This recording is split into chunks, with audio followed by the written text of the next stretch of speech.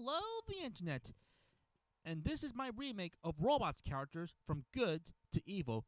With the 20th anniversary just above the horizon, let's see who is the most goodest bot and who is deserved to be scrap metal once again. First, let's start off with the purest and pure and work our way up to the most evil. These characters are the good. Taking the gold medal good is Herb Copperbomb. Easily one of the best parent characters in both Blue Sky and in animation in general. He's Ronnie's role model after all. Herb is a kind and hardworking dad who works in as a literal dishwasher at the diner. He supports Ronnie's inventing habits, especially the Wonderbot, to help out his dad with the dishes.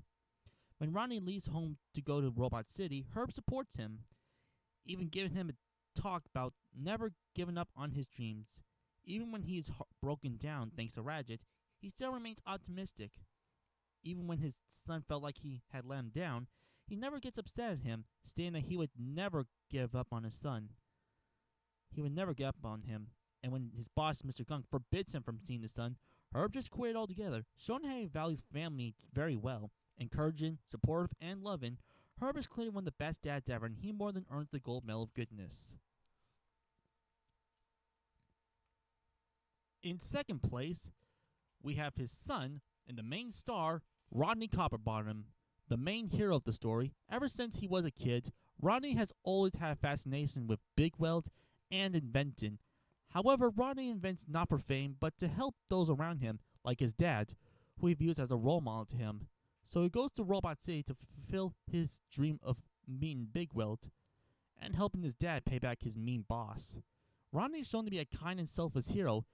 Even if things are not going his way, Rodney never gives up.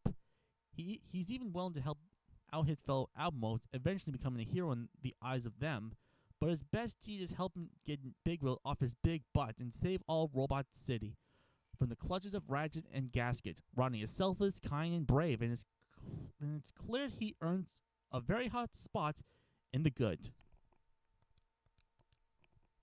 Taking bronze medal of good is Aunt Fanny. A boarding house owner, she's a robot with a big bum with an even bigger heart. She is shown to be a very nurturing and caring bot who takes in bots who are down in their luck, like Rodney and the Rusties. She even fights alongside the other Alamos in the final act. She even falls in love with Big Whale at one point. What does place her a bit lower is that she can cause some unintentional problems due to her large beehive. And she did unintentionally kill another bot by her farts. Despite this, she's clearly a lovely bot, and her willingness to help other bots earned her a high spot. Next, we have Cappy. One of the executives at Big Wheel Industries, Cappy is shown to be one of the more sympathetic and nicer of the executives, as she isn't afraid to question Ratchet's corrupt decisions on banning spare parts. She learned on helps Rodney from Ratchet's wrath at one point. At this point, she becomes an ally to Rodney, trying to keep him safe, and will help him out in his quest to save Robot City. It's even revealed that she's a skilled rollerblader, as she uses this skill to help out Rodney and his friends. Overall, she's definitely a good person. Next, we have the Wonderbot. Rodney's invention and the main mascot of the series, he is first seen as a way to help his dad's dishwashing job. However, he is shown to be quite cowardly and gets easily scared, like when trying to get Rodney to Big Weld Industries or when meeting Big Weld. However, Wonderbot does surprisingly grow for a comic relief, as he becomes braver and even willing to fight and take down Madame Gasket. The fact he was willing to take on the main foe easily earns him a high spot.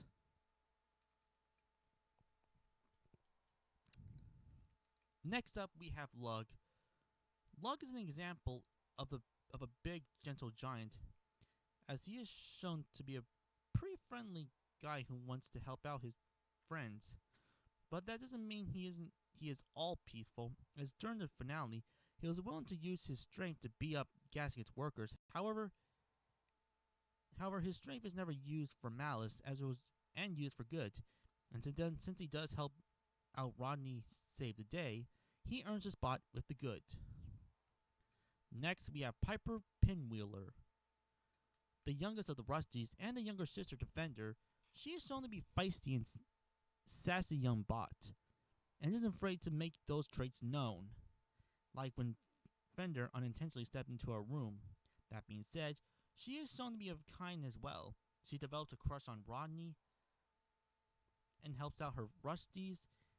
And don't forget, she was the one who brought all of the Alamos to stand up against the Gasket. And if it wasn't for her, Rodney and the gang would have been scrapped, and Gasket would have won against them. And it is shown that while she can be annoyed with Fender, she does gently care for him, as seen when she thought Rodney was a thief or calling out Jackhammer. Diesel Springer is next. There's not much to say about Diesel, as his main gig in the film is finding the voice box that's right for him. Outside of that, there's nothing much to him. Though he does help out Rodney, rather be fixing robots, trying to save him from the unconscious Big Will, and taking down Madame Gasket to save Robot City. So while he may not say a lot, his actions speak louder, and since they're good deeds, I say he's good.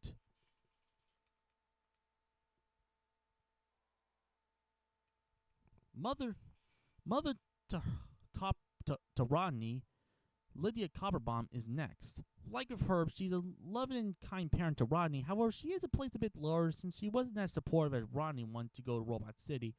Though we can understand that she was just looking out for her son. After all, being on his own in a big place that with not so pleasant beings would understandably upset any parent. Though reluctant at first, she does come around thanks to Herb's encouragement. So while he may not have been as supportive or encouraging as her husband, you do get the sense that she is a loving mother.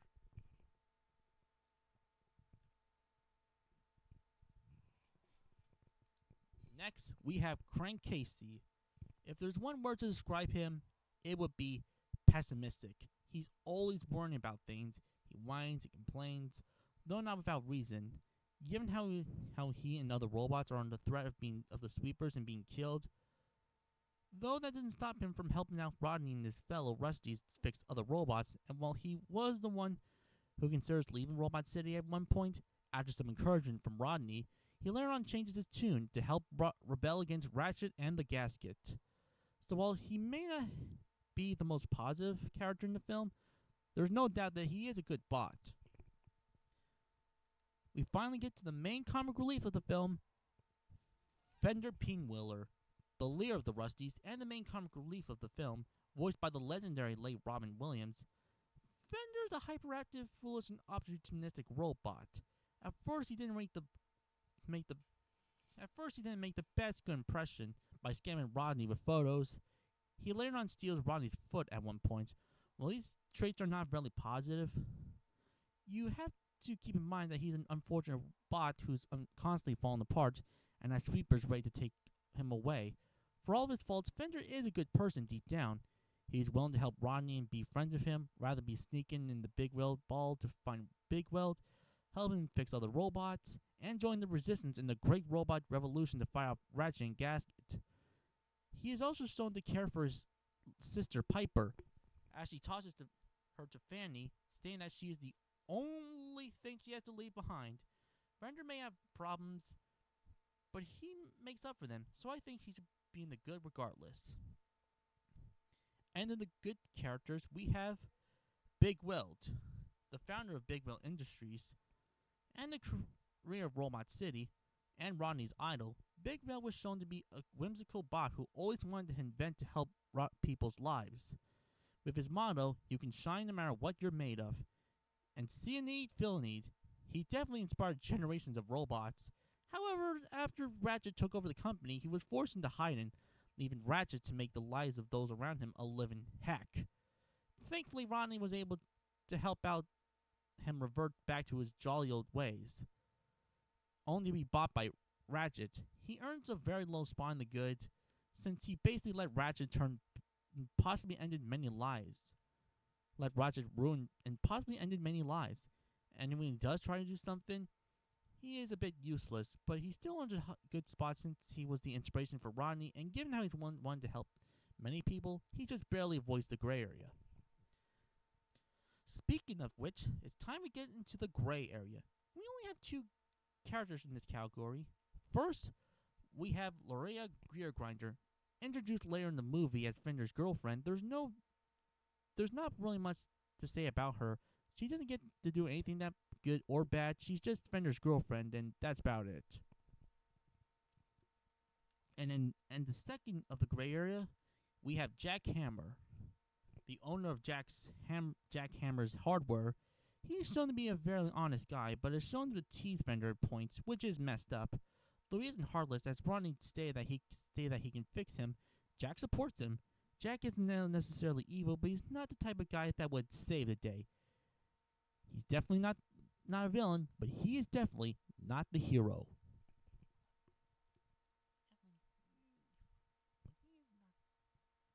And you know what that means. It's time for the Wicked and the Rusted. These characters are the bad to evil.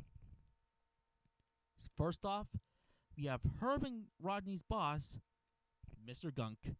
He's just mean. The owner of Gunk's Diner, he's your typical hot-tempered boss that cares more about money than his employees, including the copper bombs. He unfairly fires Rodney for creating Wonderbot that messes up his kitchen, even though it was to help the employees' jobs more easier, and was his own fault that he caused the mess in the first place, even trying to kill it as well. He even mocks Rodney's dream, stating that he is this hand-me-down son of a dishwasher and that's all he'll ever be. Oof, that's harsh. And we're glad he's got what's coming to him when Herb quits his job and slams the dishwasher on him. However, he doesn't rank any lower since others on this list are even worse. Now we have the gatekeeper, Tim the gatekeeper. Hey Tim, who closed the gate? Oh wait a minute, you did. The gatekeeper of Big Well Industries. While on the TV he does seem friendly, but in real life he is anything but. He teases and picks on Rodney and laughs at any misfortune thrown at him. What makes him worse than Gunk is that it's implied that he knows about the corruption that Ratchet has caused, and chooses not to do anything about it. Thankfully, like Gunk, he does get what's coming to him at the end. Thank you, Wonderbot. Next, taking the Bronze Medal of Evil, we have the security guards and the chop shop workers. These two groups are similar as they work for the villains and do whatever the villains tell them to, even if it means to kill. They're bad news and it's best to stay away from them. The Silver Medal of Evil goes to the second main villain, Phineas T. Ratchet, the second main foe. He's every corrupt CEO you've seen, as he took over Big Well Industries and Robot City, and as such, he cares more about making money than helping the lower class. Speaking of which, Ratchet absolutely despises the lower class, or any robot that isn't shiny, so much so that he decides to stop selling spare parts and forces all robots to pay up for upgrades. Given that he's responsible for outrunning impossible deaths to innocent robots, not to mention that he's willing to go all genocide on all poor robots, is why he earns this low spot. The only good thing that he cares for is his mother. Speaking of which, taking the Gold Medal of Evil, we have Madame Gasket, the main baddie bot of the film. I think I should recap my Blue Sky Villains video. Head of the chop shop, she mistreats his employees with only 5-second breaks, hangs her own husband, and has the biggest body count out of any Blue Sky villain around. While she does love her son, Ratchet, she can be mean to him at times and can be manipulative, and is the reason Ratchet is the way he is. Murderous, cruel, and abusive, Gasket is the most evil being in this film, and therefore earns the Gold Medal of Evil.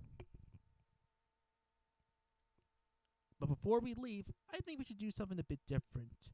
For the first time ever on this channel, let's do some Sinner Medals.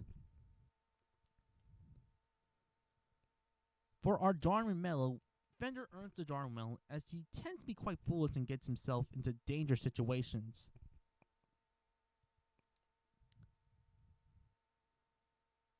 Big Well surprisingly earns the Sloth Medal, mainly because he let Ratchet took over the company and destroyed many lives for many years.